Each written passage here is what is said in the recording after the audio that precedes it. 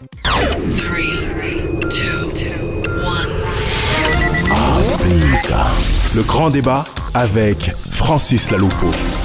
Bonsoir à toutes et à tous, bienvenue dans le grand débat, une heure pour mieux comprendre les grands faits de l'actualité en France, en Afrique et dans le monde. L'émission est en direct jusqu'à 19h20, heure de Paris. Un numéro de téléphone pour nous joindre, le 01 55 07 58 00 depuis la France, ou le 00 33 1 55 07 58 00 depuis d'autres pays dans le monde. Vous pouvez bien sûr intervenir comme d'habitude en direct sur notre page Facebook, facebook.com/le grand débat. Africa numéro 1, le grand débat. Dans le grand débat aujourd'hui, Panama Papers, un scandale politico-financier. L'affaire fait grand bruit, on le sait depuis quelques semaines. Nom de code Panama Papers pour désigner la fuite organisée par un lanceur d'alerte anonyme de plus de 11 500 000 documents confidentiels émanant du cabinet d'avocats panaméen Mossack Fonseca. Qu'y a-t-il donc dans ces documents? Des informations détaillées sur quelques 214 000 sociétés offshore et l'identité des actionnaires de ces sociétés. On y trouve des grandes fortunes de ce monde, des chefs d'État et leurs proches, des membres de gouvernement et autres célébrités. Tous présents dans plus de 45 pays de la planète, y compris des pays africains, où certaines fortunes ont trouvé un refuge discret sous les cieux du Panama. Que nous enseigne donc ce scandale qui vient confirmer ce qui était dénoncé depuis des années par des ONG de lutte contre les crimes économiques et comment faire la part entre le délit et le placement financier licite. Panama est-il devenu le paradis des biens mal acquis? Réponse dans ce grand débat. L'émission est réalisée par Antoine Cruchon. Le grand débat sur Africa numéro 1. Le grand débat. Retrouvez également le grand débat sur facebook.com/le grand débat. Bienvenue à nos nouveaux amis. On pourra les citer. On va récolter tout ça. Et puis on pourra, tous ces noms-là. Et on va pouvoir donc les citer plutôt demain. Je me tourne vers Antoine Cruchon, le réalisateur, pour qu'il s'engage évidemment. Parce qu'on le fasse absolument demain, parce qu'ils sont très nombreux les amis qui nous ont rejoints cette semaine. Et voilà, bienvenue bien sûr à tous ceux qui nous écoutent aux quatre coins du monde, notamment à Lubumbashi, en RD Congo, à Washington DC, à Édimbourg, à Abidjan, à Brazzaville également, ou encore à, qu'est-ce qu'on va dire, à New York, tiens. Il y a des amis de New York qui nous ont envoyé quelques messages aussi. Et comme chaque jour désormais, une pensée forte au début de cette émission à tous ceux qui, au Burundi, sont exposés aux pires violences depuis plusieurs mois. Nous sommes bien sûr solidaires de toutes ces victimes et de tous ceux qui sont aujourd'hui habités par la peur au Burundi. Sans transition, notre débat du jour. Le grand débat, analyse, décryptage, coup de gueule, commentaires. Le grand débat sur Africa numéro 1. Panama Papers, un scandale politico-financier. 6 chefs d'État et de gouvernement cités dans ce scandale. Pays concernés, le Royaume-Uni, l'Arabie Saoudite, les Émirats Arabes Unis, l'Argentine, l'Islande et l'Ukraine. Des membres de gouvernement et des membres de certains des cercles de pouvoir, tout aussi impliqués dans une quarantaine d'autres pays. Les informations contenues dans la masse des 11 500 000 documents couvrent une période allant de 1970 à 2015. Le Panama Papers est-il devenu la plus grande pièce à conviction de la criminalité financière internationale ordinaire? Nous en parlons dans ce grand débat avec nos invités que je vous présente à présent. Laetitia Liebert est avec nous. Laetitia Liebert, bonsoir. Bonsoir. Laetitia Liebert, vous êtes directrice de l'ONG Sherpa qui lutte contre les crimes économiques notamment. Nous sommes également en compagnie de Benjamin Moutsila. Bonsoir Benjamin. Bonsoir. Benjamin Moutsila, délégué de la Fédération des Congolais de la diaspora, membre de l'association Survie. Et José Ménébert est avec nous. Bonsoir José. Bonsoir. José Ménébert, consultant en projet développement. Alors, première question pour vous, Laetitia Liebert. D'abord, quelle réflexion vous inspire cette affaire de manière générale? Est-ce qu'il s'agit d'un véritable scoop ou simplement d'une confirmation matérielle d'une pratique déjà connue? Alors, effectivement, c'est une confirmation de pratiques déjà connues, à Sherpa, comme on lutte, comme vous l'avez si bien dit, contre les crimes économiques, donc notamment contre la corruption. On connaît ce type de mécanisme financier qui permet effectivement d'échapper à l'impôt via des sociétés offshore, des prête-noms, etc., etc. Là, ce qui choque, c'est l'ampleur de la richesse collective qui est confisquée et malheureusement à la fois des services publics, donc ça peut atteindre les services publics français, les services publics de pays comme le Nigeria, le Ghana, Et puis des biens qui servent à financer, qui sont blanchis, qui blanchissent le crime organisé. Comme les Panama Papers l'expliquent très bien d'ailleurs dans une vidéo, ça peut effectivement servir à financer des guerres, la traite d'êtres humains, etc. Tout à fait. Benjamin Moutsila, de façon générale, quand vous avez vu ce document, alors 11 500 000 documents, évidemment, recueillis par des dizaines de journalistes qui aujourd'hui travaillent évidemment à éplucher tout cela. Est-ce que vous avez été surpris finalement par la révélation de ces Panama Papers? Mais pas du tout, pour la simple et bonne raison, c'est qu'il y a quelques années déjà, on dénonçait effectivement cette manière de cacher les revenus de nos pays africains, notamment ceux du Congo, dans ces paradis fiscaux. Et ça m'a doucement fait rigoler parce que ça me faisait penser à aux communicants du système congolais qui disaient qu'il y avait une collusion entre la finance et les ONG, notamment dans les associations dont nous faisons partie, en disant qu'effectivement, nous touchons de l'argent de la finance mondiale pour pouvoir dénoncer des choses qui n'existaient pas. Et là, ce n'est que la confirmation de ce qu'on dénonçait déjà à cette époque-là. On retrouve les mêmes noms d'ailleurs, notamment dans le cas du Congo. On va les citer tout à l'heure, quelques-uns d'ailleurs. Voilà. On va y arriver, évidemment. José Menebert, alors, même question pour vous, vous avez été surpris ou pas? Moi, personnellement, non. Mais je pense que dans cette affaire, ce qui est intéressant, c'est l'aspect scandale qui permet de sensibiliser les populations. Parce que tous ceux qui sont dans les affaires, d'ailleurs, vous le remarquerez dans la liste, c'est beaucoup de nos dirigeants, des gens qui nous gouvernent, et les hommes d'affaires savent très bien que ces pratiques existent dans leur milieu. Mais par contre, le commun des mortels ne peut découvrir les mécanismes et l'attrait de ces thématiques lorsque des scandales comme ceux-ci apparaissent. Mais ce qui étonne quand même, enfin moi j'ai été plutôt étonné, j'ai eu un léger sursaut quand même, en voyant la diversité des personnalités concernées dans cette affaire, parce qu'on parle beaucoup des chefs d'État. D'abord, il n'y a pas de chef d'État africain dans cette histoire, il y a beaucoup de proches de chefs d'État, évidemment. On va y arriver tout à l'heure. Ce qui étonne, évidemment, c'est la diversité des personnages, des personnalités concernées, parce que, alors mis à part évidemment les personnalités politiques, on y trouve des artistes, des acteurs de cinéma, des sportifs, des écrivains même, et même des agents du renseignement. Et on y trouve même une catégorie escrocs. Il y a des escrocs comme ça, qui sont des grands escrocs bien connus des services internationaux. Et alors, Laetitia Liébert, on a l'impression que, voilà, on a affaire, on pourrait presque parler d'une vague d'émigration des finances vers les paradis fiscaux. Parce que ça fait beaucoup de monde, c'est énorme. C'est énorme. En fait, ce qui est embêtant finalement dans cette histoire, c'est que c'est pas seulement de la fraude fiscale, hein. C'est aussi de l'évasion fiscale qui est permise par le système juridique actuel. Et donc la réflexion qui vient tout de suite, c'est en effet, il faut lutter contre la fraude fiscale, sanctionner, mettre les moyens pour détecter ces fraudes. Mais il faut aussi accentuer et améliorer les régulations qui existent pour éviter effectivement que ce genre de choses soit licite et légal. Alors j'ai employé à bon escient, évidemment, sciemment, le terme de vague d'émigration de finances, José Menebert, parce qu'en ce moment, évidemment, évidemment, tout le monde est ému, en tout cas en Europe, en tout cas l'Europe s'émeut de ces vagues migratoires, de cet afflux de migrants venus de pays en difficulté. Alors évidemment, c'est très difficile d'intégrer des migrants, des hommes, des êtres humains, des femmes et des hommes et des enfants. Par contre, je veux dire, pour ce qui est de l'immigration des finances, ça marche très bien. Oui, et c'est là que justement le problème de la finance pose de grandes interrogations, parce que on a des pays où les gens sont très pauvres et vivent même en dessous du seuil de pauvreté, pendant qu'il y a des sommes faramineuses qui dorment et ne servent qu'à satisfaire l'ego d'une catégorie de personnes qui devraient normalement utiliser ces fonds pour, par exemple, réaliser les OMD, les objectifs du millénaire pour le développement, aider à lutter contre la pauvreté. Et ils prennent cet argent et le planquent dans des paradis fiscaux et continuent à circuler, passer aux écrans et tenir de bons discours à leur population.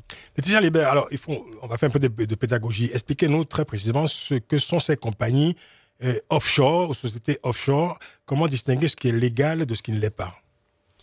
En fait, ce qui est légal, c'est le fait de créer effectivement une société dans un autre pays tel qu'un paradis fiscal.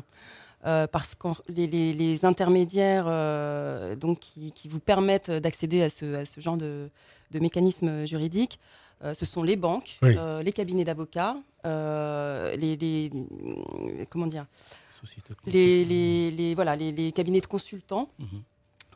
qui facilitent donc la domiciliation dans un paradis fiscal, qui permettent l'opacité des bénéficiaires effectifs de cette société. Donc vous n'apparaissez pas, vous avez des prête-noms. Mhm. Et grâce à ça, du coup, on ne peut pas retrouver effectivement la source, enfin, le bénéficiaire réel, le propriétaire réel de la société, et ça vous permet d'échapper à l'impôt. Est-ce que la société offshore est forcément, je dirais, une entité clandestine? Pas toujours. Hein. Ça peut parfois effectivement servir l'activité économique d'une multinationale. C'est pour ça que c'est important en fait. Ce qui nous manque actuellement, c'est d'avoir un reporting public pays par pays qui oblige les multinationales et les sociétés en général à publier leurs activités réelles dans les pays où elles sont installées. Et là, ça nous permettrait effectivement de connaître s'il y a une activité ou pas, et donc si c'est juste une société écran ou une société active. Quelle différence entre fraude et évasion fiscale? La fraude, c'est lorsqu'on enfreint effectivement les règles et qu'on fait fuir, enfin qu'on place ses capitaux à l'étranger pour ne pas les soumettre à l'impôt. L'évasion fiscale, c'est quand on profite du système actuel qui est effectivement très permissif. Quand David Cameron dit, bon, c'est vrai, bon, il finit par reconnaître, hein, après évidemment avoir nié, après beaucoup de tergiversations, il dit, bon, finalement, j'ai été actionnaire il y a quelques années dans une société offshore, j'ai gagné un peu d'argent là-dessus, etc. Est-ce que c'est légal ça ou pas? Est-ce qu'on peut le reprocher? Pardon, vous avez parlé de David Cameron. Voilà, parce qu'il était cité quand même dans les Panama Papers. Il avait d'abord dit, voilà, je n'y suis pour rien. Et puis finalement, il a reconnu que, bon, avec un père courtier à l'époque, il avait pris quelques actions dans une société offshore, sur les bonnes recommandations de son père, ce qui était le job de son père, bien sûr. Et jusque-là, tout va bien. Donc, il finit par dire, bon, j'ai gagné un peu d'argent. Je pense qu'il a dû gagner quelque chose comme 40 000 €, quelque chose comme ça à l'époque. Voilà, c'est pas énorme. Est-ce que ça, c'est légal ou pas? Le système lui permet, effectivement. Voilà, le système lui permet. C'est bien ça la question. Voilà. Ça scandalise par contre la population. Voilà. Quand les chômeurs payent des impôts et que les gens qui sont millionnaires n'en payent pas, on se pose effectivement la question de la justice fiscale. Écoutez, on va marquer une pause. Hein. Vous dites que le système le permet, donc on essaiera de comprendre si finalement ce système libéral aujourd'hui, qui est le système de pratiquement tous les pays occidentaux, qui aujourd'hui évidemment pousse des cris d'orfraie en disant qu'est-ce que c'est que ce scandale? Est-ce que ce système, comment dire, est-ce qu'il peut se passer des paradis fiscaux? Est-ce que les paradis fiscaux ne sont pas des produits directs, je dirais même, disons, intimement liés à ces systèmes libéraux? Est-ce qu'il est possible de se débarrasser définitivement de ces paradis fiscaux, comme l'a annoncé, on se souvient, en 2008 ou 2009, Nicolas Sarkozy, du retour d'un sommet du G8, qui disait très fièrement, les paradis fiscaux, c'est désormais terminé. On en parle après la pub, tout de suite. De 18h jusqu'à 19h, le grand débat avec Francis Laloupeau sur Africa numéro 1. Panama Papers, un scandale politico-financier. Nous en parlons avec nos invités, Laetitia Liébert, directrice de l'ONG Sherpa, ONG connue pour lutter contre les crimes économiques. Nous sommes accompagnés de Benjamin Moutsila également, délégué de la Fédération des Congolais de la diaspora, membre de l'association Survie, et José Ménébert est avec nous, consultant en projet de développement. Le scandale Panama Papers, ça c'est le thème de ce grand débat. Le paradis dévoilé du syndicat mondial des grandes fortunes. Alors j'en parlais avant la pub, on nous a annoncé il y a quelques années que voilà, les paradis fiscaux c'était terminé. On a même enlevé d'ailleurs Panama de la liste des paradis fiscaux. Laetitia Liébert, alors est-ce qu'il n'y a pas une certaine hypocrisie justement de la part de certains gouvernants occidentaux à s'étonner de ce type de révélation, ces révélations Panama Papers, alors même que les paradis fiscaux sont partie intégrante de l'économie libérale auquel tous ces pays sont ralliés? Bon, l'hypocrisie, évidemment, elle est confirmée rien que par les noms qui ont été cités dans Panama Papers. Ce que je voulais dire là-dessus, c'est que effectivement, les paradis fiscaux, donc on a des listes qui sont pas du tout à jour, qui ne comprennent pas la totalité des réels paradis fiscaux. Les listes noires de l'Europe comme de la France ne sont pas fiables. Le Panama, comme vous l'avez dit, a été retiré de la liste noire de la France en 2012. Bon, apparemment, Michel Sapin, notre ministre des Finances, l'a replacé dans notre liste noire suite à la faveur de ces révélations quand même. Voilà, comme quoi ça sert à quelque chose. Au-delà d'éliminer des paradis fiscaux, il y a plein d'autres outils juridiques qu'il faudrait mettre en place pour de toute façon éviter cette évasion fiscale et éviter de faciliter l'évasion fiscale en général. Tout d'abord, il faudrait que les intermédiaires qui sont quand même qui ont pignon sur rue et qui conseillent donc les grandes fortunes comme les multinationales, donc ces intermédiaires qui sont financiers, juridiques, les banques, les cabinets d'avocats, etc., qui montent ces opérations offshore, soient sanctionnés, qu'on leur interdise de traiter avec des États qui justement, donc paradis fiscaux, qui ne divulguent pas les propriétaires réels des sociétés écrans.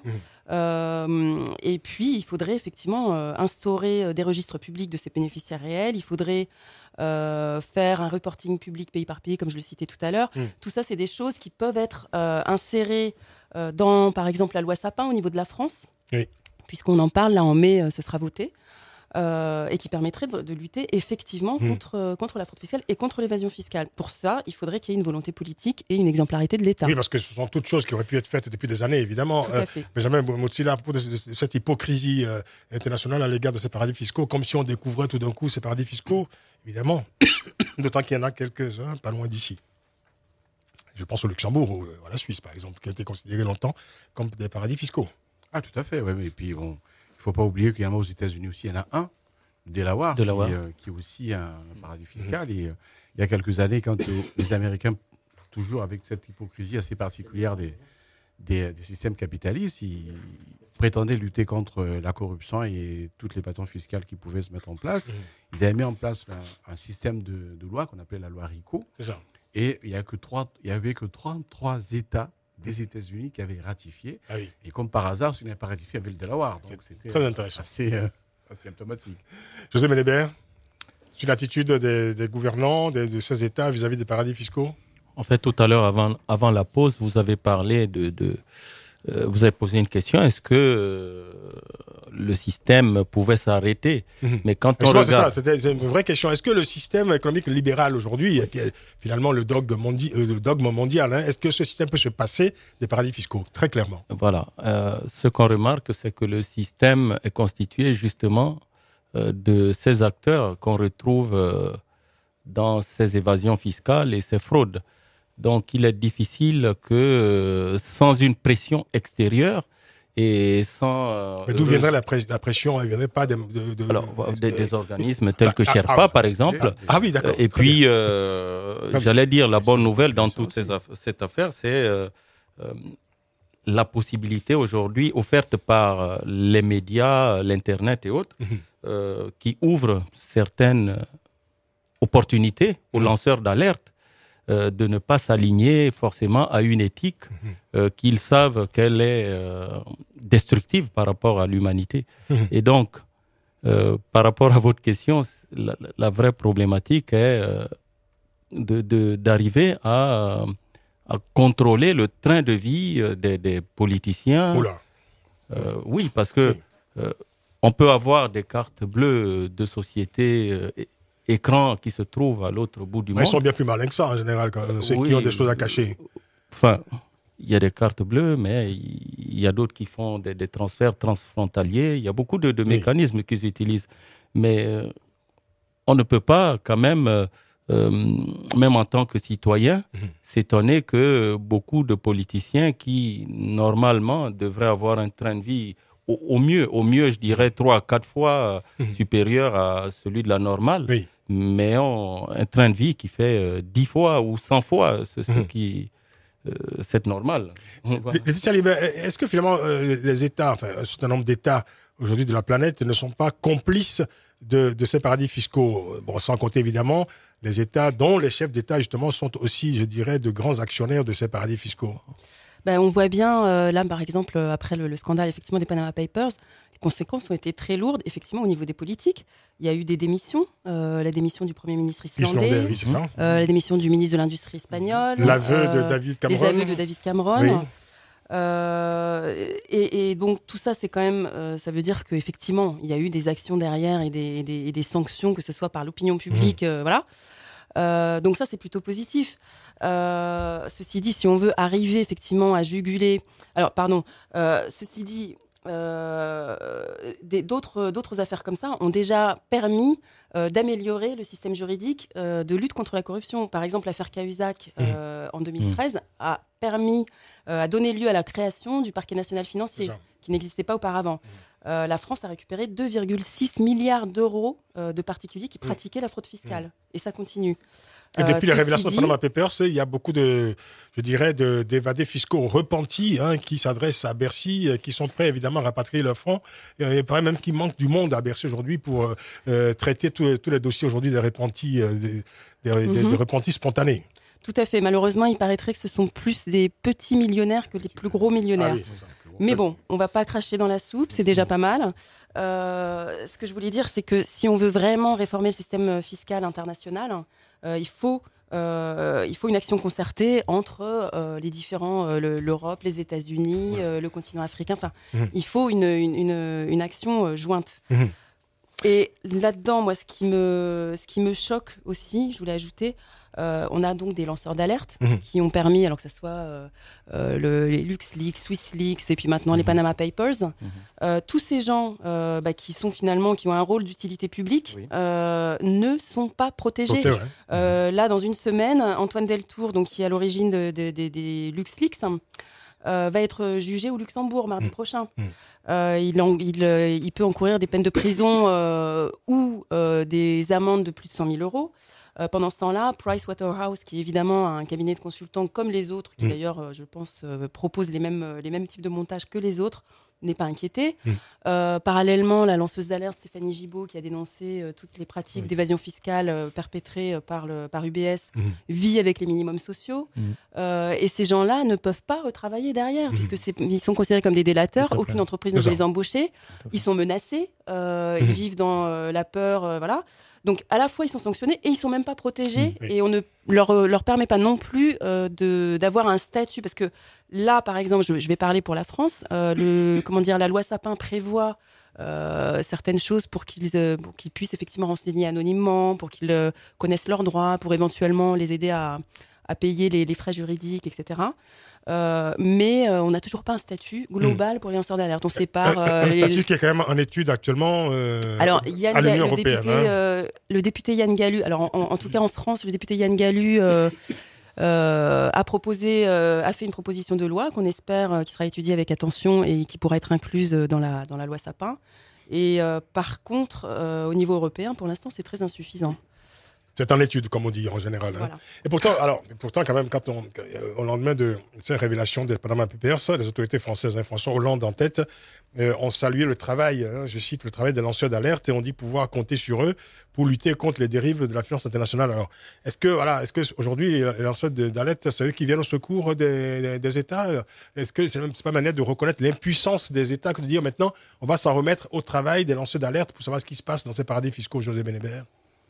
Oui, effectivement, mais il faudrait non seulement faire de telles déclarations qui sont bien, mais mettre en place de réelles mesures incitatives même au lancement des alertes, pour ne pas que comme vient de le dire Madame Libert, ceux qui l'ont fait auparavant servent d'éléments dissuasifs, parce que si vous voyez qu'il y a un lanceur d'alerte qui après vit dans la clandestinité, souffre et autres, vous aurez du mal à poursuivre dans ce chemin. Alors, plusieurs personnalités africaines sont citées évidemment dans ces documents. Pas de chefs d'État, je le disais, mais plutôt des membres de gouvernement et des proches des pouvoirs. La liste est longue, plusieurs pays africains concernés. Alors, c'est vrai qu'on traquait les biens mal acquis en Europe, surtout en Suisse depuis quelques années. Or, le discret Panama est devenu entre-temps le refuge de certaines grandes fortunes africaines. On en parle après la pub. À tout de suite. Le grand débat, 18h, 19h, avec Francis Laloupeau sur Africa numéro 1. Panama Papers, un scandale politico-financier. Nous en parlons avec nos invités, José Benébert, Benjamin Moutsila et Laetitia Liebert. Alors, on parlait de ces personnalités africaines citées dans ces documents. Alors, c'est vrai que la liste est énorme. Je veux dire, au niveau international, la liste française, par exemple, je veux dire, c'est un véritable ennuyeur, entre, évidemment, les personnalités célèbres connues. Il y a également des artistes africains, français, etc.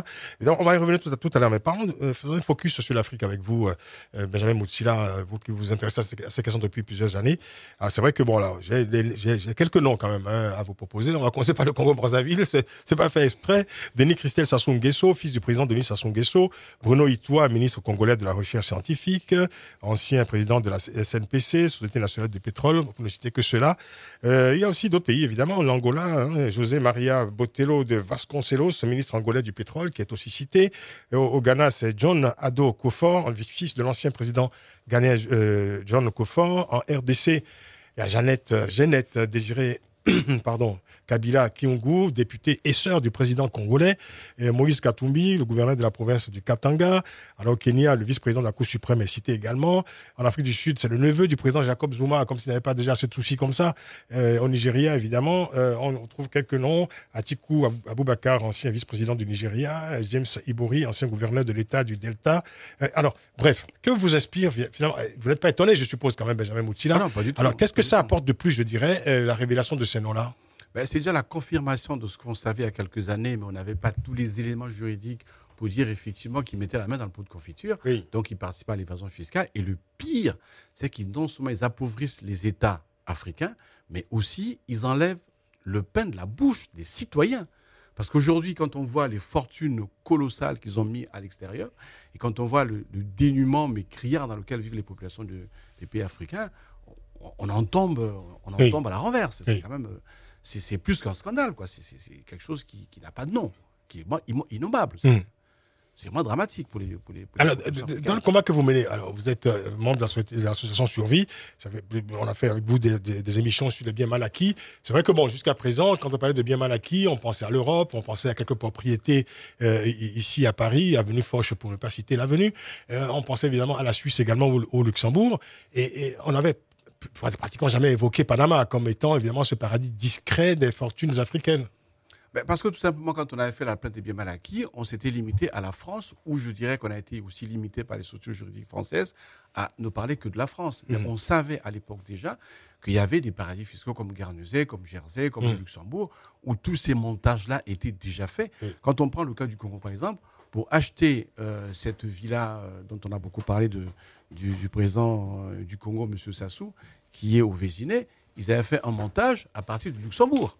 Donc déjà, à cette époque-là, et dans le dossier des biens mal acquis, on a déjà ce montage-là qui apparaît, qui est déjà un montage, paradis fiscaux, qui est déjà un montage où on essaie de planquer de l'argent dans ces paradis-là. Mais comme la plainte était plus ou moins, je dirais, limitée, on n'abordait pas trop ces paradis fiscaux-là. Mais déjà, à l'époque, on dénonçait cela déjà. Alors, juste avant de me tourner vers vous, Laetitia Liébert, Benjamin Moutila, il y a quelques jours, j'ai vu une interview du président Denis Sassou Nguesso de Brazzaville. Il était en pleine campagne électorale, évidemment. On lui a posé la question sur les biens mal acquis. Et c'était étonnant d'entendre sa réponse parce qu'il disait pratiquement que voilà, pendant les 5 ans de sa traversée du désert, c'est-à-dire entre 1992 et 1997, qu'il s'était retrouvé en France presque, je dirais, sans domicile fixe et qu'il avait acheté un appartement qui était pratiquement une mansarde qu'il a retapé, évidemment, avec toute l'énergie dont il disposait à l'époque. Alors, c'est quand même extraordinaire aujourd'hui d'entendre ce discours, puisque c'est un discours qui est totalement en contradiction avec ce que vous révélez depuis plusieurs années. C'est pas en contradiction, parce que c'est le personnage même qui n'est pas capable, je dirais pas, de reconnaître ce qu'il a fait de mal.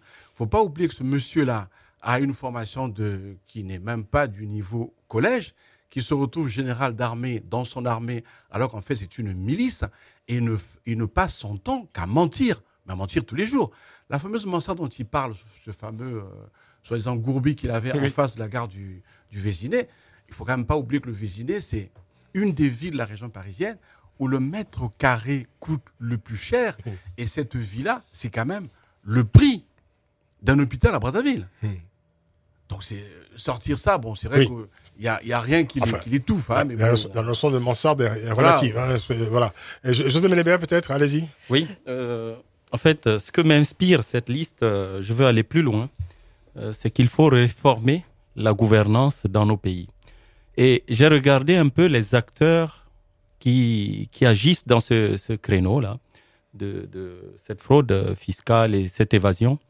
J'ai été surpris de voir qu'en Suisse, on ne trouve pas d'hommes d'affaires vraiment suisses et encore moins des politiciens suisses. Oui. Par contre, on a pointé du doigt et il y a une liste qui les met en avant, tel qu'un certain Marc Bonan, qui est ténor du barreau en Suisse, qui sont plutôt acteurs, c'est-à-dire des facilitateurs de ces pratiques.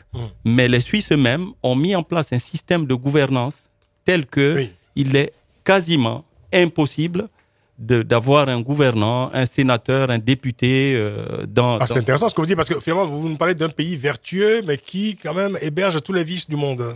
Il y a un pays vertueux, mais les avocats, c'est un pays libéral, où les avocats, en l'occurrence ici, font leur travail. J'aimerais pas convoquer la religion, mais c'est très protestant, ça, quand même, comme système. Ah oui, c'est c'est très protestant. Mais par contre, ces gens-là n'agissent pas contre la Suisse ou n'agissent pas ou contre le peuple suisse.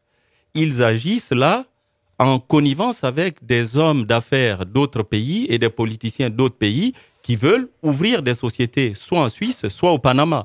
Et là, ce sont des cabinets d'avocats qui sont pointés en Suisse, mais pas de politiciens. Pourquoi? Parce que la Suisse est un pays géré par un collège. Et dans ce collège, vous ne pouvez pas prendre de décision seul, vous ne pouvez même pas rencontrer un homologue extérieur seul, à huis clos ou homme d'affaires, pour vendre votre pays. Et aujourd'hui en Afrique, on est sous l'effet du prince. Le prince traite avec les entreprises étrangères, ou ses enfants, ou sa cour, et utilise des intermédiaires qu'on appelle vulgairement en Afrique des hommes de paille, comme dit leur nom. Oui, Madame Libert.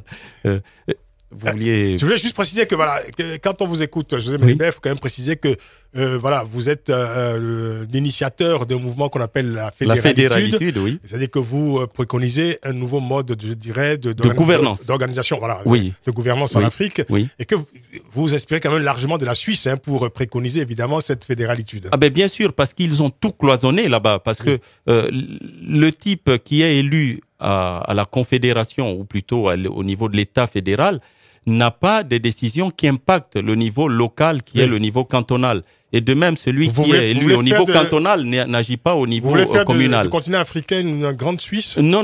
Je pense que avant de changer le monde, il faudrait changer son monde. Donc, commençons déjà par assainir la gouvernance dans nos petits États, tout comme la Suisse est un tout petit État. Et puis, petit à petit, la somme des éthiques produira peut-être, si Dieu le veut, une éthique plus globale. Mais au moins le faire localement déjà dans chaque pays. Cela dit, un modèle suisse quand même, évidemment, auquel vous vous référez souvent, qui accueille quand même l'évasion et la fraude fiscale régulièrement, et qui s'alimente de ce vice-là. C'est quand même particulier, non? Non. Je peux poser la question à ceux qui sont avec nous sur le plateau. Qui penserait aller mettre son argent dans un pays africain totalement instable? Donc il y a un problème d'abord de fiabilité. Les gens ne vont pas en Suisse parce que la Suisse les a appelés forcément. Mais ils vont mettre leur argent là où c'est sûr. Qu'est-ce que vous en pensez? Pas que ça. Il y a une contradiction intéressante dans Non, pas du tout. Parce que la Suisse, en termes financiers, l'économie, l'aspect financier, ne pèse pas plus de 10% dans l'économie suisse, dans le PIB global de l'économie suisse. Donc, c'est un côté marginal. Ce qui fait la force de la Suisse, c'est sa gouvernance qui est devenue attractive pour l'économie, pour la politique. Et évidemment, tous les véreux pensent que mieux vaut mettre son argent en Suisse que le mettre au Tchad, au Gabon, au Cameroun ou ailleurs. Bon, mais le Panama est un peu dans la même situation. Aujourd'hui, il y a eu la Swiss Leaks, mais aujourd'hui, on a le Panama. Donc, d'abord, la prospérité, c'est la conséquence de la paix. C'est intéressant cette contradiction dans votre propos, Benjamin Moutsila, ça vous fait rire. Oui, tout à fait, parce que quand on voit effectivement, ça me fait penser à ce que disait un ancien chef d'État africain qui disait: quel est l'homme vertueux qui n'a pas mis son argent en Suisse? Bon, mais à côté de cela, il vivait dans un luxe mais opulent, et sa population vit dans la misère la plus noire totale. C'est quand même assez bizarre que les Africains souvent se disent: on va essayer de s'inspirer de ce qu'il y a à l'extérieur. Pourquoi on ne s'inspirerait pas de ce qui a déjà existé en Afrique quand on voit, par exemple, les anciens, ce qu'on appelle les chefs coutumiers, comment ils vivaient ces chefs coutumiers-là? C'est des gens qui vivaient avec une certaine vertu. Ils ne pouvaient pas dilapider ce qui appartenait à ce qu'on appelle le clan ou la famille au sens élargi. Et on voyait dans ces pays-là, effectivement, il y a quelques années, ou quand on remonte avant la colonisation, des gens qui vivaient dans un bonheur qui était le leur. Aujourd'hui, ces mêmes populations vivent dans la misère la plus noire, qui est même une misère qui va, je dirais, en deçà de ce qu'ils avaient comme bonheur quand on pense seulement comme référence les années 50. Aujourd'hui, quand on compare les pays africains, leur développement d'aujourd'hui, et ce qu'ils étaient aux années 60 au moment des indépendances, ces États ont reculé de plus d'un siècle. Bien sûr. Quand on prend des pays comme la Corée du Sud, par exemple, qui étaient moins développés que les pays francophones, aujourd'hui, la Corée du Sud est hyper développée et les pays africains francophones sont passés, comme on dit des Antillais, en dessous de la terre. C'est quand même dramatique. Donc, alors que si on reprend la vertu qui était la vertu des chefs coutumiers africains, je pense qu'on aurait des États qui pourraient profiter de leur prébende ou de leurs revenus. Laetitia Libert, vous voulez intervenir Oui, On a encore du temps. C'est pas un débat. Si, c'est un débat. C'est un vrai débat. Mais je voulais écouter Laetitia Libert sur, évidemment, Panama Papers, vu évidemment sous l'angle, je dirais, à travers le prisme africain. Oui, en fait, on parle beaucoup d'éthique, là. Moi, j'ai une phrase, un proverbe qui me vient à l'esprit qui dit l'occasion fait le larron. Et je crois beaucoup à cette phrase, c'est-à-dire que à partir du moment où on se fait jamais taper sur les mains, où personne ne peut le savoir, effectivement, on va toujours essayer d'obtenir le maximum de ce qu'on a. Il n'y a pas de dissuasion. Pas vu, pas pris. Voilà, pas vu, pas pris. Et donc, pour moi, le seul moyen de lutter contre ce genre de comportement non éthique, c'est vraiment de promouvoir la transparence. C'est vraiment de promouvoir la transparence, de lutter contre l'opacité effectivement des activités, des sociétés écrans, etc. Mais ça passe par la bonne gouvernance dont parle José Ménébert aussi. De bonne gouvernance vue sous l'angle local, évidemment. Tout à fait, mais ça veut dire la mise en place de règles. Ça veut dire la mise en place de règles. Respectées par tous. Respectées par tous. Et mise en place en concertation au niveau mondial. Sinon, il y aura toujours une échappatoire quelque part sur la planète. On me demande de rappeler le numéro de téléphone pour les auditeurs. C'est le 01 55 07 58 00 si vous êtes en France. Et si vous appelez d'ailleurs de partout ailleurs dans le monde, c'est le 00 33 1 55 07 58 00. Donnez-nous votre opinion, votre commentaire sur ce Panama Papers. José Ménébert. Oui, par rapport au proverbe de tout à l'heure, là, l'occasion fait le larron. Moi, je dirais même, en m'attelant à la gouvernance, qu'on ne change pas les gens. On met en place les conditions de leur changement. Ce que je remarque dans ces dégâts financiers, c'est que le continent africain, contrairement aux autres, a ces dirigeants qui appauvrissent leur population. Mais ce n'est pas parce que en France ou dans d'autres pays européens ou américains, quelques hommes d'affaires ou politiciens ont mis leur argent au Panama que la France est totalement en difficulté. Mais en Afrique, les politiciens, les dirigeants agissent en véritable pompe aspirante de la richesse locale pour, en connivence avec les multinationales et leurs conseillers extérieurs, mettre cet argent hors de portée du développement local. Et c'est là que je dis qu'il faut réformer la gouvernance africaine. Si on revient il faut même réformer le personnel politique d'ailleurs, parce que c'est la question. Oui, parce que les filtres actuels sont basés sur la violence. Le suffrage universel direct est une forme de bagarre collective où le plus fort l'emporte toujours. Et aujourd'hui, le plus fort, c'est celui qui a de l'argent, qui a les armes, qui a tout ce qui est mauvais en quelque sorte pour les populations locales. Si je peux illustrer ces propos, effectivement. On parle de 40 à 80, donc disons 60 milliards en moyenne d'euros par an en France qui échappent au fisc. C'est à peu près le budget de l'éducation nationale.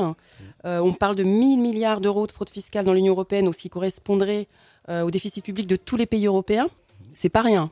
Ça pourrait résoudre quand même certains problèmes. Oui. Mais effectivement, lorsqu'on regarde la fraude fiscale qui existe à partir de hauts dignitaires africains, par exemple, là, on parle à peu près du PIB, du montant du PIB de l'État. Et là, on passe à la Cour supérieure. On marque une pause, madame, messieurs. On revient dans 2 petites minutes après la pub pour la suite de ce débat consacré au scandale Panama Papers. On écoutera quelques auditeurs, bien entendu. Restez avec nous. À tout de suite. Le grand débat, 18h, 19h, avec Francis Laloupeau sur Africa numéro 1. Le scandale de Panama Papers, le paradis dévoilé du syndicat mondial des grandes fortunes. C'est une cinquantaine de pays concernés dans le monde, y compris des pays africains, bien sûr. Nous en parlons avec nos invités. Laetitia Liebert, directrice de l'ONG Sherpa, qui lutte contre les crimes économiques. Benjamin Moutsila est avec nous, délégué de la Fédération des Congolais de la diaspora, membre de l'association Survie, et José Ménébert, consultant en projet de développement et grand initiateur de la fédéralitude. Il fallait le préciser. On se tourne vers le standard. On va écouter quelques auditeurs sur ce sujet, sur cette thématique. Monsieur Roland est avec nous. Monsieur Roland, bonsoir. Oui, bonsoir, monsieur Lolompo. Nous vous écoutons, monsieur. Oui, donc je me permets de vous appeler car le sujet est très intéressant. Je voudrais interpeller monsieur Moutsila, qui est, je crois, un de vos invités, Oui. puisque je suis originaire du Congo.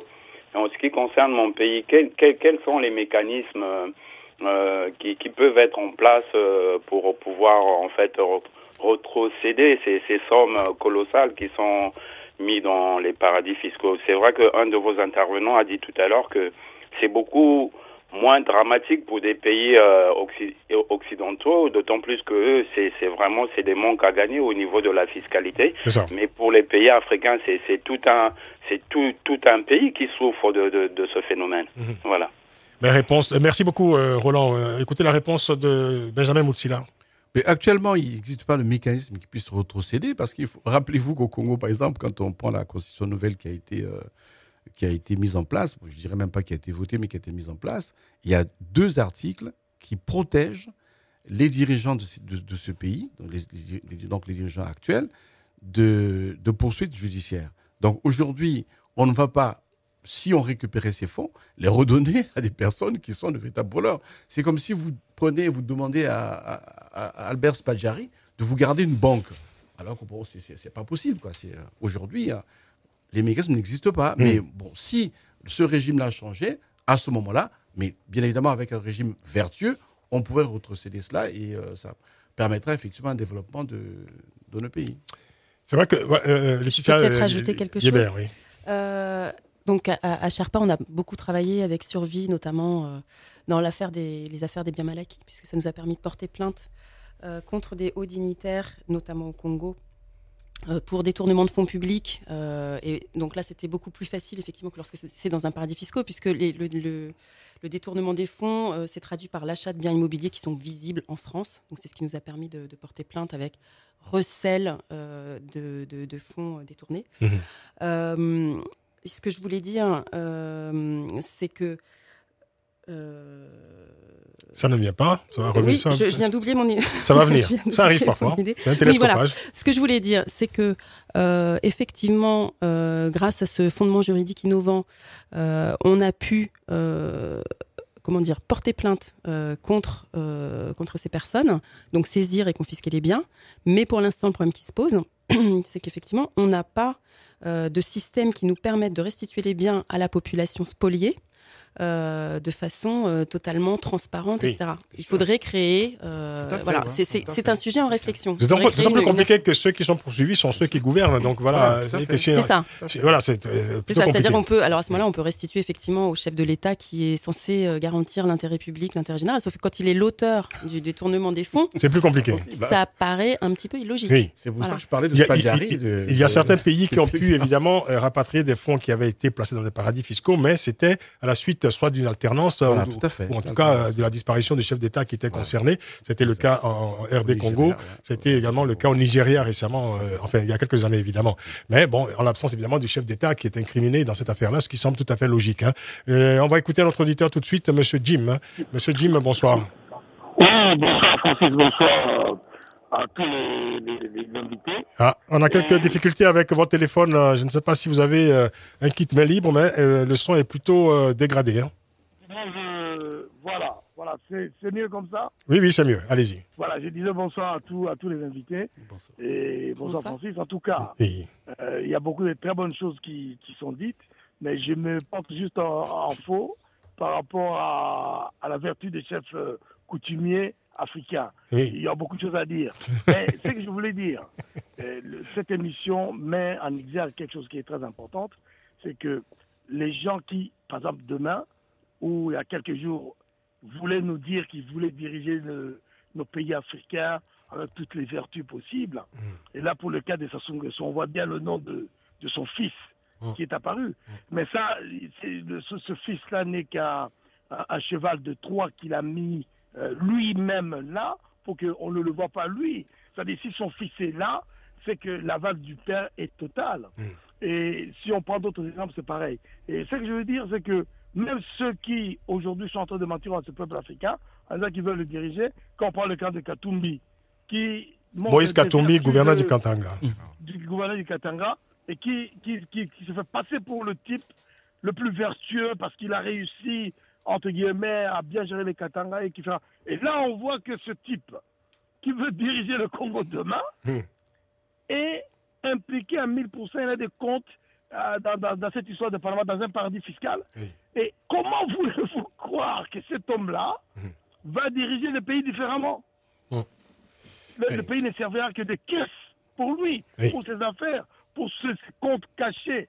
Il ne peut pas imaginer mettre la vertu des impôts.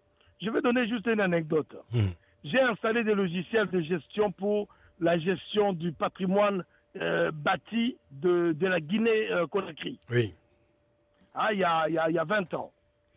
Et il y a eu des résistances terribles venant du personnel. Parce que c'était aussi un moyen qui éliminait complètement la possibilité qu'ils avaient de soutirer un peu à gauche à droite. Oui, la petite corruption. Mais là, l'arbre qui cassait la forêt, c'était que tous les gros poissons qui se servaient derrière, ils étaient coincés.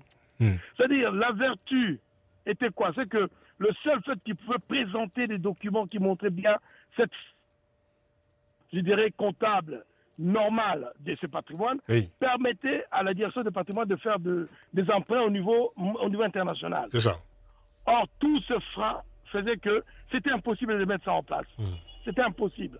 Et donc, aujourd'hui, la réalité est que, Madame l'a dit, nous manquons des institutions qui sont capables de juger ces gens-là de manière définitive pour qu'ils ne soient plus porteurs de ces effets négatifs contre le développement de l'Afrique. La Corée du Sud a dépassé tous les pays africains de manière ostentatoire qu'elle était derrière. Oui, Jim. Voilà, ça c'est une réalité qui a... Non, mais c'est vrai que...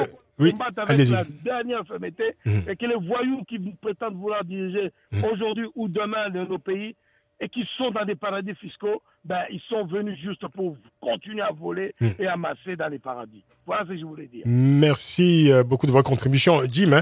Voilà, Jim soulève une question tout à fait intéressante, enfin importante en tout cas, c'est vrai que dans beaucoup de pays africains aujourd'hui, la culture même de la sanction a disparu. Il n'y a pas, je dirais, des instruments contraignants, évidemment, en tout cas dissuasifs, pour amener évidemment certaines personnalités ou certaines personnes, en tout cas, qui seraient évidemment tentées de commettre ces délits et qui pourraient donc les amener, je dirais, à respecter, je dirais, quelques règles vertueuses, en tout cas quelques pratiques vertueuses. José Benébert. Tout à fait. Non, aujourd'hui, vous avez tout dit. Non, j'ai pas tout dit. Non, je veux dire qu'il faut comprendre encore une fois comment fonctionnent nos systèmes dans nos États africains.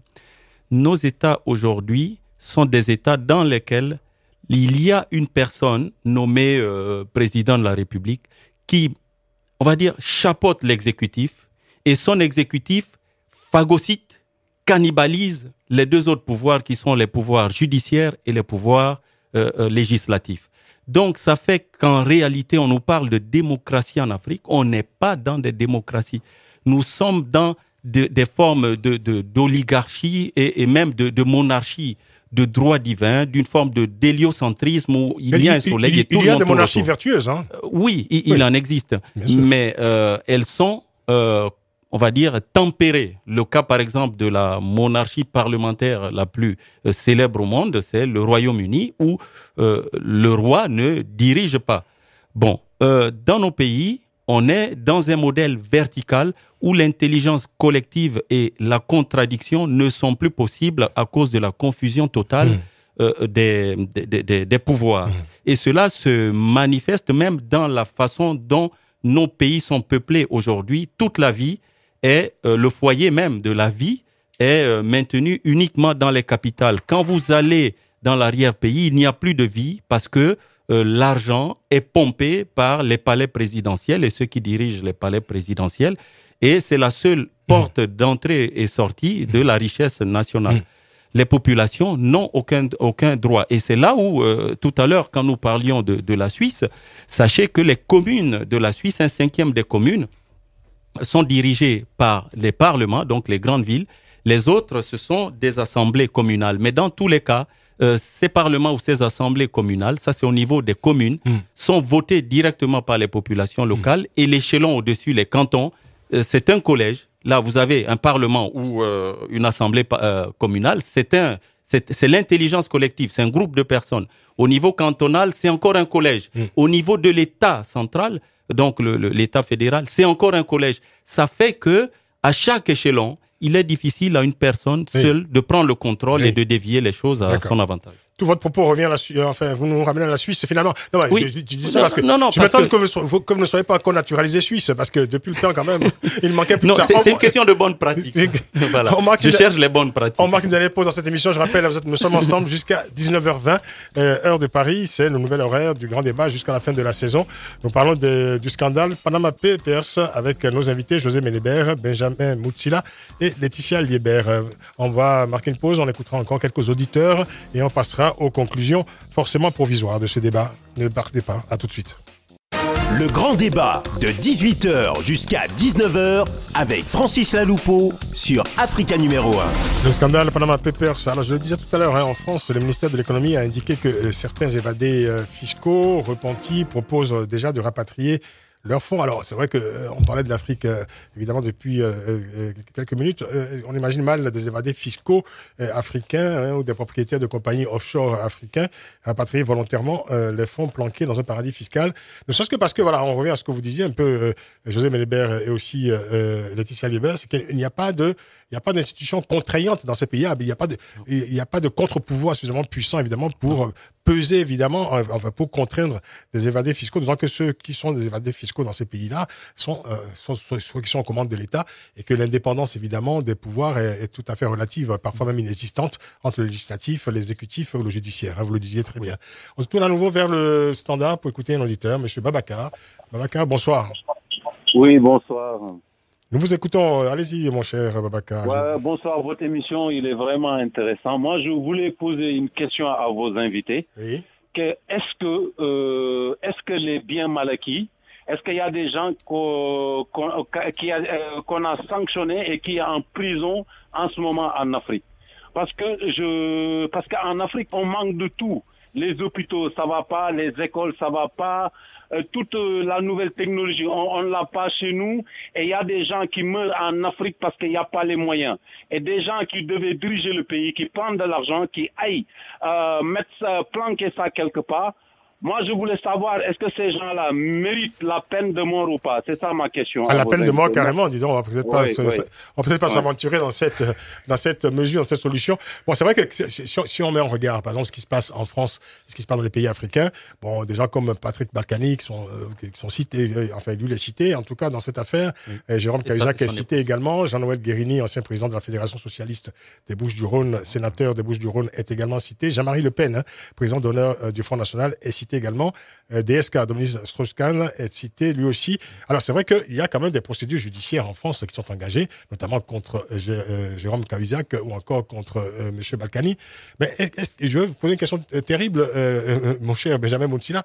Est-ce qu'on n'a jamais jugé en Afrique une personne pour évasion ou fraude fiscale? En Afrique, je crois que c'est pas possible, dans la mesure où celui qui va juger, c'est celui qui est le fraudeur. Donc, ce serait pratiquement, c'est demander à se tirer une balle dans le pied. Donc, il n'y a même pas des seconds couteaux qui sont jugés. Pas du tout, parce qu'il faut savoir que les systèmes sont faits de telle manière que toute la captation ou toutes les évasions fiscales sont commandités par le palais. Et c'est le même palais qui va nommer les juges, c'est le même palais qui va payer les juges, et c'est le même palais qui contrôle toute la machine judiciaire. Comme tout à l'heure l'a dit notre ami, c'est que le pouvoir exécutif a tellement phagocyté tous les autres pouvoirs que c'est impossible d'avoir une justice qui soit la plus je dirais, transparente possible.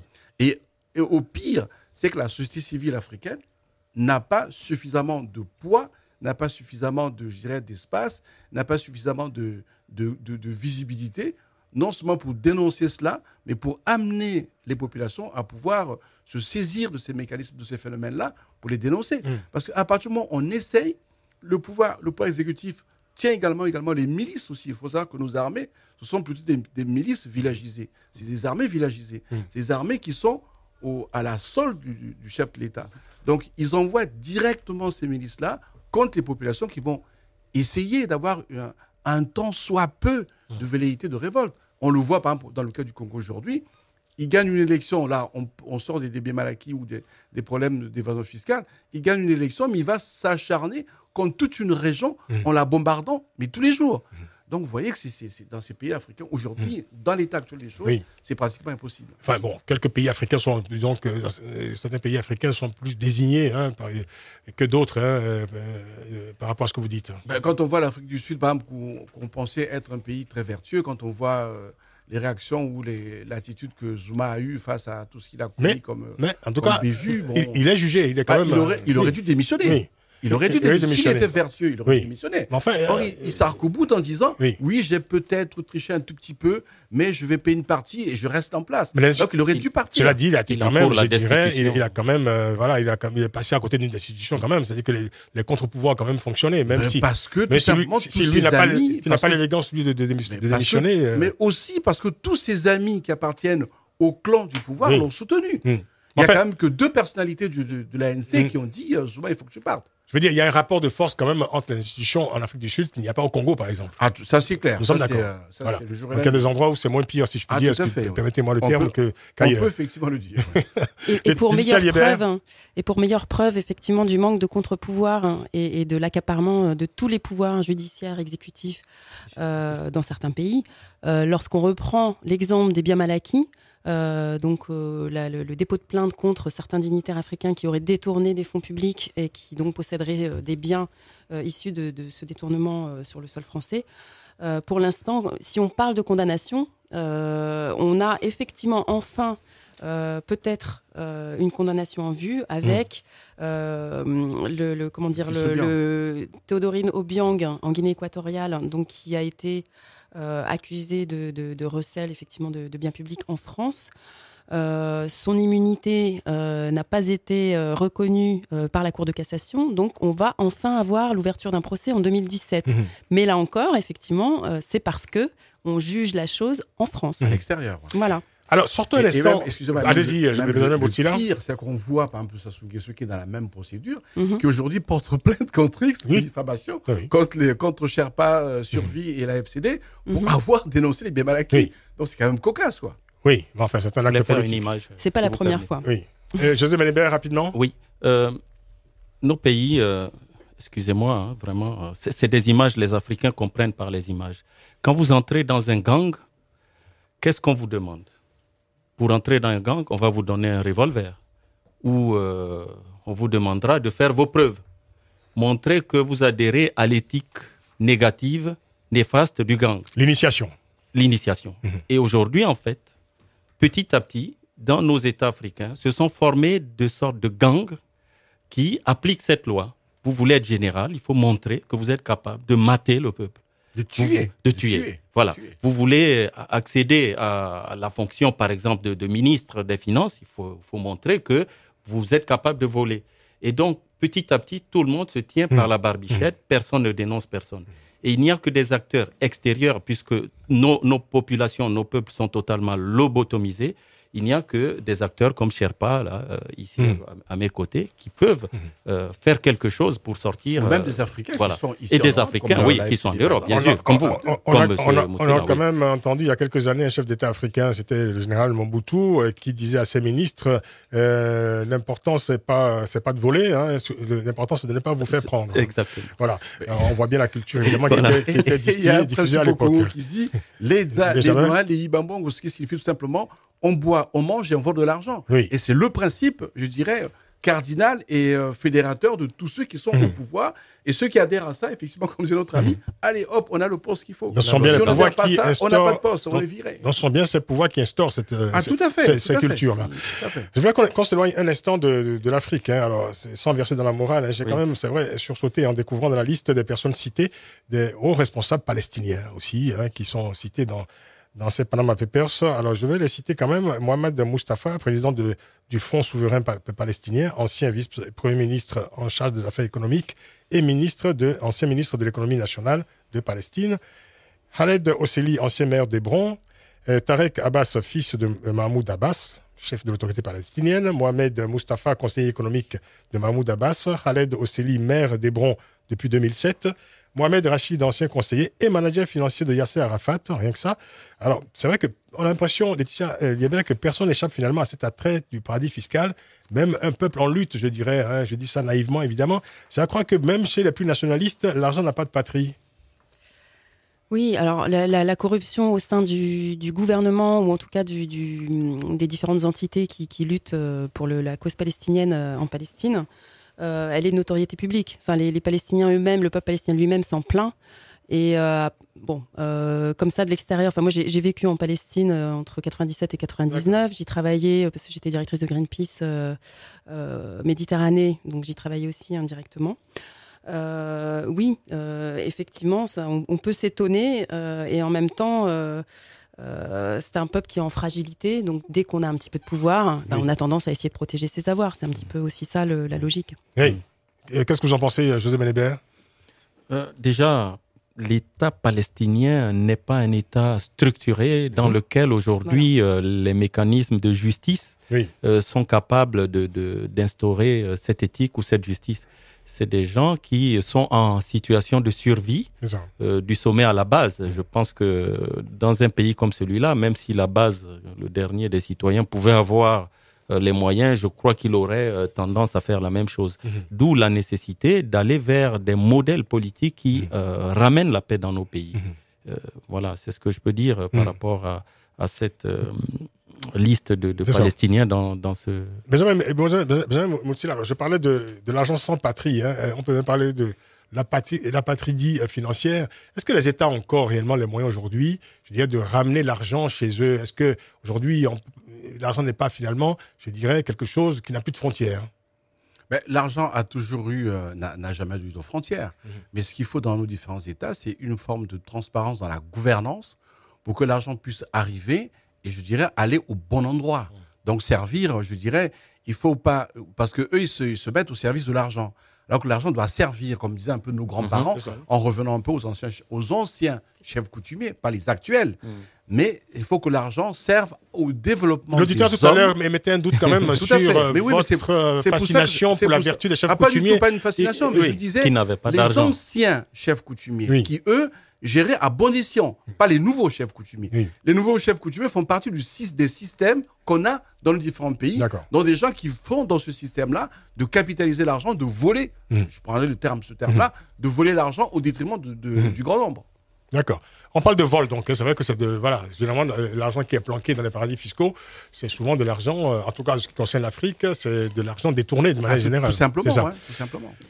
Si je peux ajouter ma petite contribution, quand on parle de mondialisation, parce que c'est quand même un petit peu ça, on parle effectivement d'accélération des échanges économiques et financiers sans que le droit ait suivi, c'est-à-dire sans qu'il y ait effectivement une régulation mondiale et des mécanismes internationaux qui permettent d'éviter la corruption. Il n'y a pas de régulation mondiale. Il n'y en a pas. Donc c'est l'argent fou en fait qui se balade un peu partout, c'est ça. Et les États sont démunis totalement face à ce système qui leur échappe totalement. J'irais même plus loin. Les États ne veulent pas réguler. Les États ne voulant pas réguler, pourquoi? Parce que ceux qui sont à la tête souvent des États sont surtout les bénéficiaires de ces mécanismes-là et de cet argent qui part dans tous les sens. L'exemple qu'on prend souvent, c'est l'exemple de l'ancien chef d'État français Chirac, qui, dans son bureau de la mairie de Paris, tournait son fauteuil et disait « Tu veux combien ?» Il ouvrait son coffre et il prenait les liasses du billet et donnait à l'autre. Et qui, lors d'une émission publique, disait, quand il a vu une carte de retrait, une carte bancaire, c'est quoi ce petit bout de plastique? Il ne savait pas ce que c'était parce que lui, il fonctionnait qu'avec de l'argent liquide. Alors, résultat quand même pour ce système devenu complètement fou, c'est crise économique à répétition. Exactement. C'est le chômage évidemment endémique dans la plupart de ces pays-là. Et pire pour nos États africains, la misère la plus noire totale. Cap sur le standard de nouveau, on va écouter Monsieur Bayo. Monsieur Bayo, bonsoir. Oui, bonsoir, Monsieur Francis. Bonsoir. Et bonsoir à vos auditeurs également aussi. Nous vous écoutons. Monsieur Francis, c'est-à-dire que si cette révélation pouvait servir, ne serait-ce que puis servir à un réveil de cas de conscience tout simplement aux gouvernants de chefs d'État africains, ça serait une très bonne chose. Parce que je crois que tous ceux qui vous entourent là-bas aujourd'hui, ils ont fait le tour de la misère chez nous, en Afrique. C'est déplorable, c'est révoltant, c'est tout ce que l'on veut, voir qu'on fait des détournements des derniers publics et puis qu'on vient mettre ça à des endroits qui n'en ont strictement pas besoin du tout. Et chez nous, il n'y a pas d'hôpitaux, il n'y a pas de routes. D'ailleurs, les gens n'arrivent même plus au jour d'aujourd'hui en Afrique pour avoir un seul repas convenable. Comment voulez-vous, avec ces révélations-là, et que ces chefs d'État-là, encore au jour d'aujourd'hui, y compris les différents gouvernements, puissent dormir tranquillement sur leur oreiller. Il y a de la gabegie aujourd'hui, il y a tout ce que l'on veut vis-à-vis de nos gouvernants vers les pays occidentaux. En plus, ce qui est quand même regrettable, c'est-à-dire qu'ils avaient posé une question, à savoir, est-ce que ces choses-là peuvent s'arrêter à un moment donné? Je pense que ça va être difficile. Ça va être difficile. Difficile pourquoi? Parce que quand vous envoyez un enfant, par exemple, apprendre quelque chose à l'école, le maître qui est devant lui, il lui dit ce que lui pense ce qui est bien. Alors, ces maîtres-là, aujourd'hui, nous sommes en France ici, on voit le déballage que ça fait. Alors, ceux qui nous ont appris ces choses-là, déjà, eux-mêmes, ils ne sont pas dans les normes.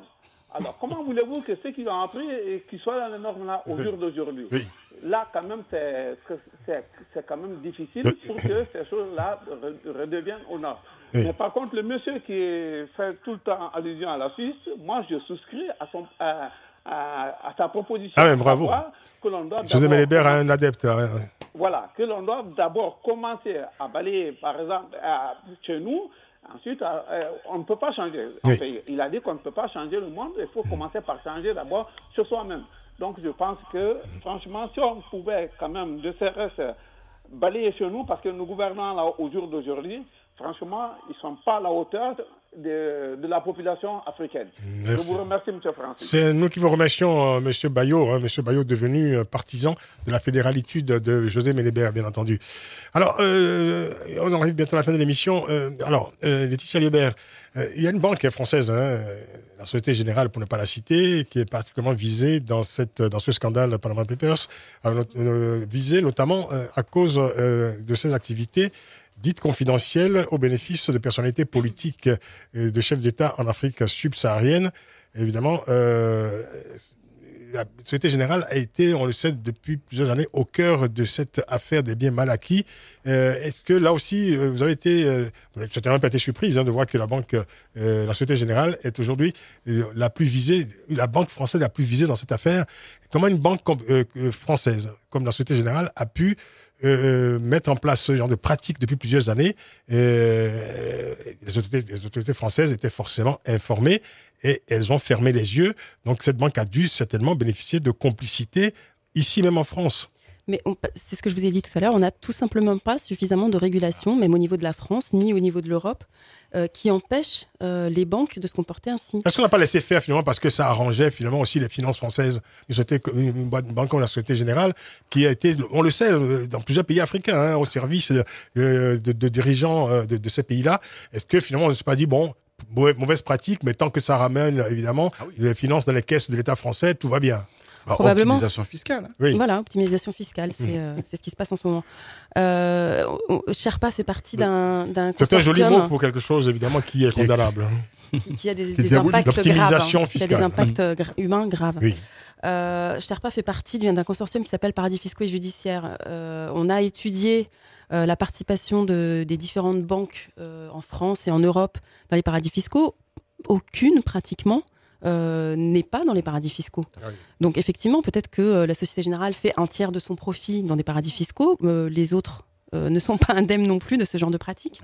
Donc on en revient toujours aux mêmes bases, c'est-à-dire il faut effectivement mettre des règles qui empêchent oui. de pouvoir pratiquer de cette façon. Mais même aussi, donc les autorités françaises, par exemple, le savent ça. Et alors, comment expliquer, je dirais, comment dire, cet enthousiasme soudain des autorités françaises de François Hollande, applaudissant de deux mains les héros du Panama Papers en disant, enfin, nous savons, saluons les lanceurs d'alerte, disant, bon, maintenant, on va pouvoir s'appuyer sur leur travail pour châtier les évadés fiscaux, les fraudeurs du fisc. C'est quand même extraordinaire. C'est vraiment le bal des hypocrites, je veux dire, à grande échelle. Total, c'est le bal. Ce que j'allais dire, effectivement, c'est le bal des hypocrites parce qu'ils étaient au courant ou savaient en partie que ces pratiques-là existaient. On a quand même eu M. Cahuzac, ministre des Finances, qui était le spécialiste des finances du PS, qui savait tout ça, qui est l'un des bénéficiaires. Et qui combattait lui-même la fraude fiscale, d'ailleurs. Il la combattait, mais il la pratiquait aussi. Oui, donc, c'est quand même extraordinaire. Oui. C'est vrai que c'est le cas le plus parlant. Tout à fait, oui. Donc, c'est vraiment le bal des hypocrites, quoi. Et là, si on peut se réjouir qu'effectivement des fuites ont à nouveau eu lieu, avec les Panama Papers, et que effectivement ça a eu des conséquences déjà avec des démissions, des poursuites judiciaires, des perquisitions, et puis simplement l'opinion publique de plus en plus sensibilisée qui se mobilise contre ça. À ce moment-là, il faut aussi rappeler que c'est le moment de se mobiliser pour que les lanceurs d'alerte aient un véritable statut protégé. Et ça veut dire aussi, puisque c'est dans l'air du temps en ce moment et qu'on parle beaucoup d'optimisation fiscale, d'évasion fiscale, de fraude fiscale, c'est aussi le moment de se mobiliser, de se battre, de se faire pression pour que des avancées effectives pour la transparence, que ce soit en France, au niveau de l'Europe, que ce soit dans d'autres pays. Mais enfin là, comme disait monsieur tout à l'heure, balayons d'abord devant notre porte. Moi, ça m'a fait penser au proverbe de Gandhi, soit le changement que tu souhaites voir dans le monde, commençons par faire ce qu'on peut faire ici à notre petit niveau et luttons. Alors là, on a la loi Sapin qui passe en mai, on a la directive secret des affaires européenne qui est largement insuffisante et qui surtout, sous prétexte de protection de secrets technologiques ou d'espionnage industriel, etc., va permettre de poursuivre les lanceurs d'alerte, les journalistes, etc., dès qu'ils vont révéler des informations internes alors qu'elles sont d'intérêt public. Là, il faut se mobiliser, que ce soit la loi Sapin, que ce soit la directive des secrets des affaires, que ce soit la proposition de loi de Yann Gallu qui propose quelque chose de totalement efficace pour que les lanceurs d'alerte soient protégés et puissent exercer leur action d'intérêt général. Et il faut se mobiliser. C'est maintenant, c'est le moment. C'est le moment. Merci beaucoup, Laetitia Liébert. C'est la fin de cette émission bientôt. Alors, une question rapide, réponse rapide, José Ménébert. Quel impact peuvent avoir ces révélations Panama Papers sur les opinions africaines? Alors, la vérité est, comme un ballon de baudruche qu'on garde dans l'eau. On parlait de la Société Générale tout à l'heure. Le peuple comprend peu et oublie vite. Rappelez-vous que on avait condamné en France, en tout cas soupçonné un trader d'avoir...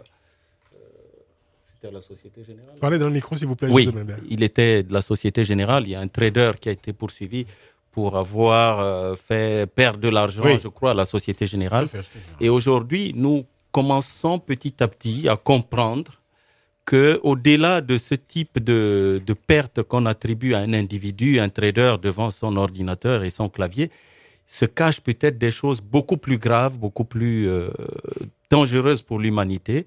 Et moi, j'encourage la société civile, ceux qui luttent pour le bien-être des populations, à continuer à se mobiliser quand il y a des manifestations en faveur de la défense de tous ceux qui font, tous ceux qui engagent leur vie pour les autres. Je transfère ma question, une dernière question vers Benjamin Moutsila. Rapidement, quel impact peuvent avoir ces révélations de Panama Papers sur les opinions africaines?